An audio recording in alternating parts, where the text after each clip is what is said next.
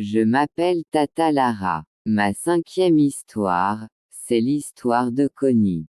Je suis Connie. C'est mon histoire.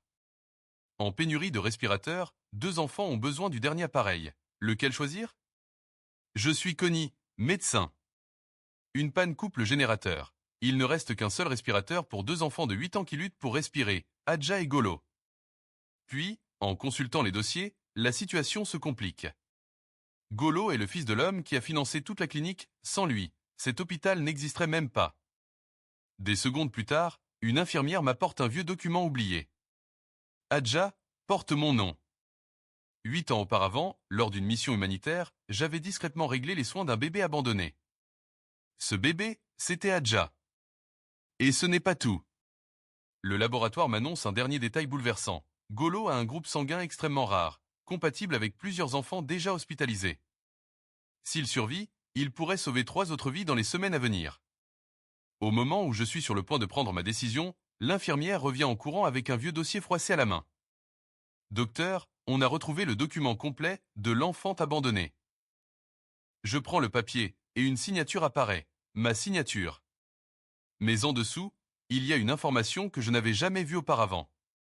Adja n'a pas seulement été l'enfant dont j'ai payé les soins, je suis officiellement enregistré comme son père déclarant.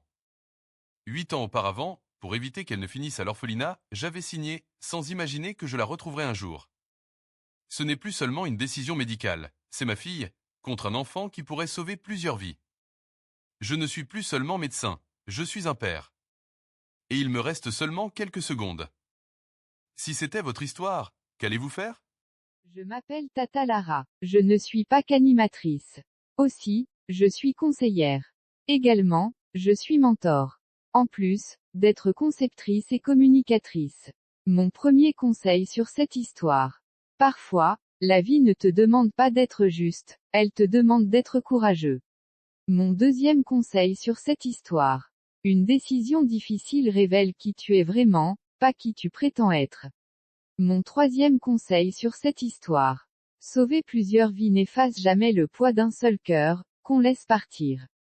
Mon quatrième conseil sur cette histoire. Le devoir parle à la tête, mais l'amour crie dans le silence. Écoute bien lequel te laisse vivre, avec toi-même. Mon cinquième conseil sur cette histoire. Choisir, c'est accepter de porter une cicatrice, pas de trouver une réponse parfaite. Mon sixième conseil sur cette histoire. Ne cherche pas la décision, sans douleur. Cherche celle que tu pourras assumer demain.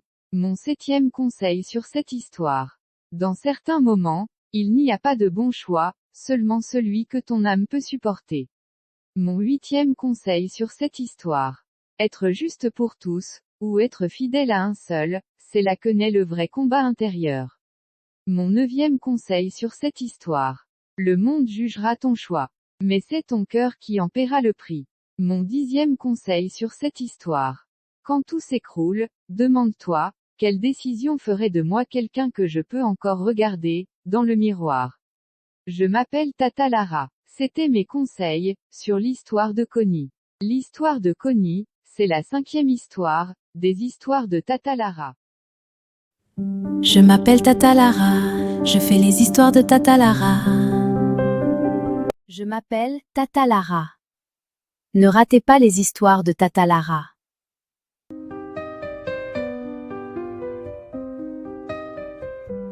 Je m'appelle Tata Lara, je fais les histoires de Tata Lara. Tata Lara vous raconte des histoires, raconter des histoires, pas pour raconter, raconter des histoires pour donner des conseils. Grâce à ces histoires, Tata Lara donne des conseils.